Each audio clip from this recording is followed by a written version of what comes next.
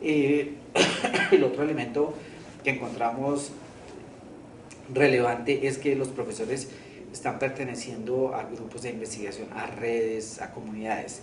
Ese es otro elemento de los que llegan a ser finalistas y ganadores, que generalmente no están solos, están trabajando con alguien, están discutiendo con alguien, están diseñando sus propuestas con algunos otros profesores. Bueno, algunos elementos débiles, por supuesto, que encontramos en el estudio tienen que ver, por ejemplo, con la debilidad en la enseñanza de la literatura. Ese es, digamos, uno de los grandes aspectos débiles que encontramos. La literatura se está enseñando un poco más como un pretexto para otras cosas. Entonces se enseña literatura, se toma la literatura para enseñar valores, para enseñar ecología, para enseñar otro tipo de saberes que no son estrictamente literarios. Entonces digamos que si bien eso puede ser válido, que la literatura sirva para profundizar en otros saberes, la literatura como un fin en sí misma es muy débil el trabajo que se está haciendo.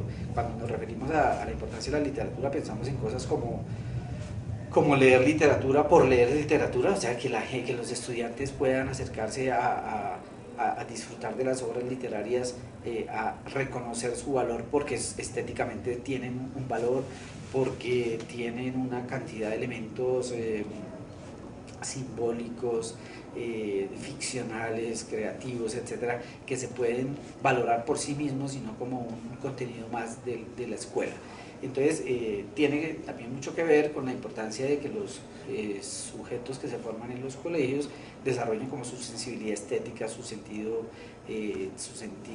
literario, poder valorar una obra por sus características estéticas y no solamente por el saber que porta. Entonces, eso lo encontramos como débil. Muy pocas experiencias están tratando la literatura como con esa perspectiva y se está trabajando más como con un pretexto, como la literatura como un pretexto para otras cosas. Y el otro elemento débil que encontramos es el trabajo sobre el lenguaje oral. Entonces, si bien la mayoría de las experiencias se ocupan de trabajar la lectura y la escritura, muy pocas se ocupan de la oralidad, del lenguaje oral. Pareciera que no es un tema de importancia en las experiencias, en las escuelas.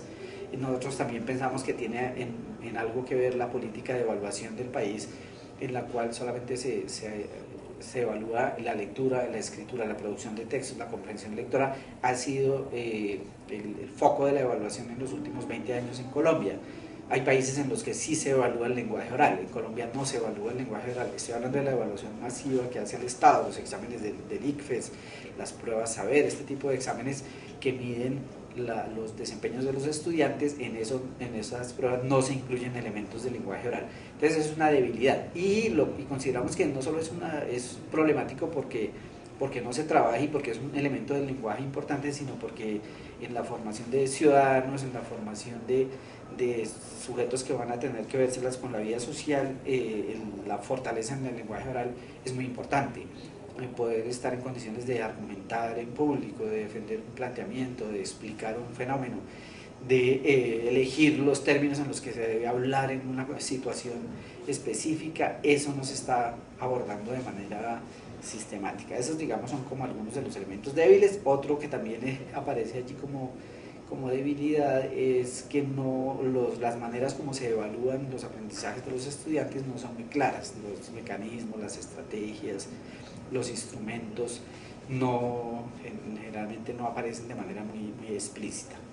Pero bueno, digamos que entonces pensaríamos que hay unos elementos muy buenos, muy destacados, y hay otros elementos débiles en los que habría que trabajar. Pero en general la panorámica es más bien positiva.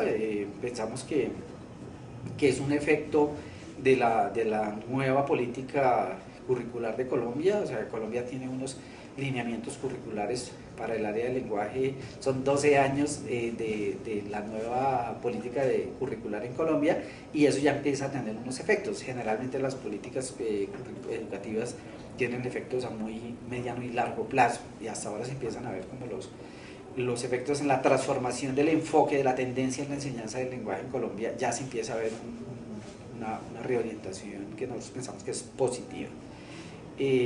Básicamente eso es el estudio ha generado bastante interés en diferentes espacios, en los resultados del estudio, en la prensa se interesaron mucho, las universidades se han interesado en consultar el estudio, a pesar de que está recientemente publicado, ya hay como bastante interés en reconocer los hallazgos del estudio.